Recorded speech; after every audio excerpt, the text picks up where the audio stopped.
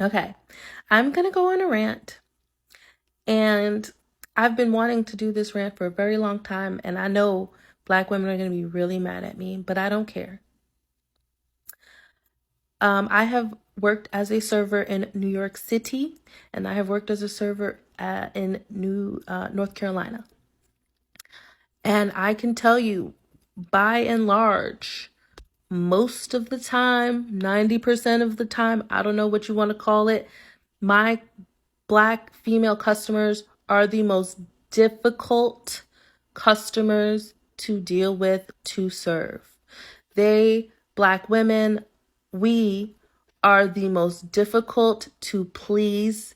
And I just have to serve you for an hour and a half.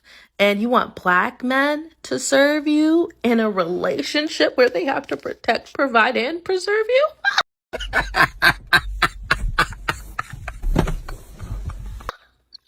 I can't stand you for that hour and a half. And let me tell you why. Black women want me every 5 minutes. I go to the table, they forgot something that I could have gotten 5 minutes ago. But there's something always new. They're going to run you. They're going to pretend like they're the only ones that is your only priority and that they deserve all of the priority time and benefit. Okay.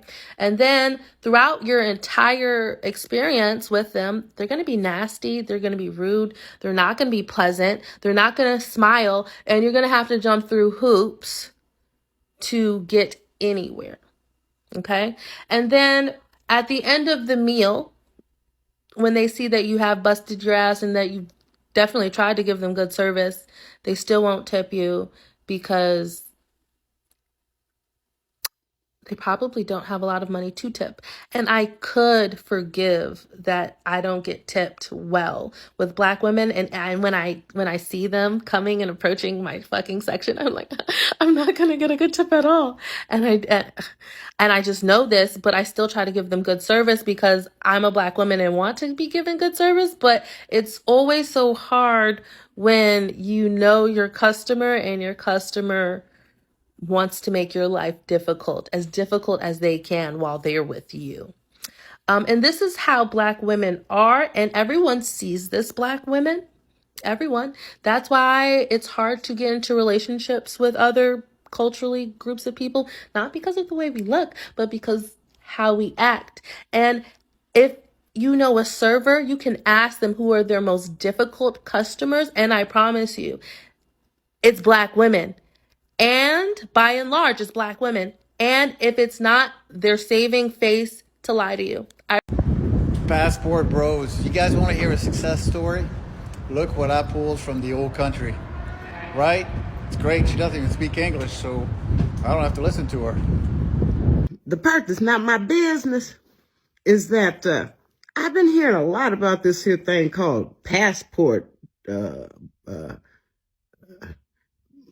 I don't know, passport brothers or something like that. And I'm like, what? Yeah, y'all go right on over there and see just what you gonna get and bring back. But then you might bring back just what you want based on who you are. Because what I noticed during a period when they had something called a quote unquote mail order brides, which the white guys were all off into, those women that they brought back pretty much were just subservient, non-thinking, accepted abuse. Stop the cap. Stop the cap right now. Stop the cap. Yeah, I have a friend whose mom was from an Asian country, and her daddy wasn't nice to her at all. So, and she had to learn the culture from me. What's up, guys? I just had to interrupt real quick just to speak on this. If somebody don't come get their grandma, if somebody don't come get their nana, their grand, their nanny, their nana, just somebody come get their auntie. Somebody come get them. We even got the senior citizens angry at passport bros. This woman is 90 years old talk about passport bros and trying to shame us. To think that someone from her generation, which is not of this generation, will understand, because they grew up in a different time and they grew up with a lot different values than the values that the women are displaying today. To think that she would understand, but that within itself tells you that these women are even more far gone than we even thought. Get your passports, guys. Anyways, back to the video. You thought I was Men marrying black men. A lot of Arab and brown women are reaching out and they're trying to find black men. What do you want me to say? And look, I'm gonna be honest. This ain't cause for a global celebration amongst black men because this woman made this recommendation. But let's keep it a buck. It is part of a growing trend. Ladies, I don't know if y'all noticed or not, but the ladies out here globally recruiting for the bros. Heavy. Damn near all of South America, Philippines, Thailand, Cambodia, the Arab women chiming in. Ladies, I don't know if you noticed or not. Look, Brad Enrique Ahmed ain't making no content like this recruiting for y'all. Ain't no content talking about Keisha. All right. You know what? I'm just gonna leave that there. I'm sorry, fellas. I gotta chime in again with this one. This one was just too funny. See, we even got the Arab women recruiting passport men, passport bros. We got women from all over the world that want passport bros. Black women say you want it, you unwanted, you dusty, you this, you that, you not nothing, you did. Okay, no problem. There's plenty, abundance of women from all these other cultures all over the world that want passport men. They're wanted by the Arab women, the Brazilian women, the Latina women, the Asian women, and also the black women in these other countries as well. So, passport man, yo, we have abundance of options. Honestly, man, just exercise your options, explore your opportunity. There's a whole world out there. There's so many people out there waiting to love you, to adore you, to respect you, to treat you like the true king that you truly are, man. Get your passports, get your passports. That's all I'm gonna say about that, man. Get your passports, man. We're the ones. We're the ones, man. They're clearly recruiting us. They're recruiting us like they're playing pickup for basketball. You know how you play pickup and you picking the people that you want on your team. You want the best people on your team. Black men, for the most part, are getting picked first, if not at best second. You feel me? And everybody else is, you know what I mean? They're not getting picked up. So black men, you are highly wanted, highly attractive all over the world. So I encourage y'all brothers, please get your passports. Please get your passports. Anyways, back to the video. Me llamaron de Colombia y yo los voy a buscar en un rato. Me dijo el chuki mío que llegaron los aparatos, que llegaron los aparatos.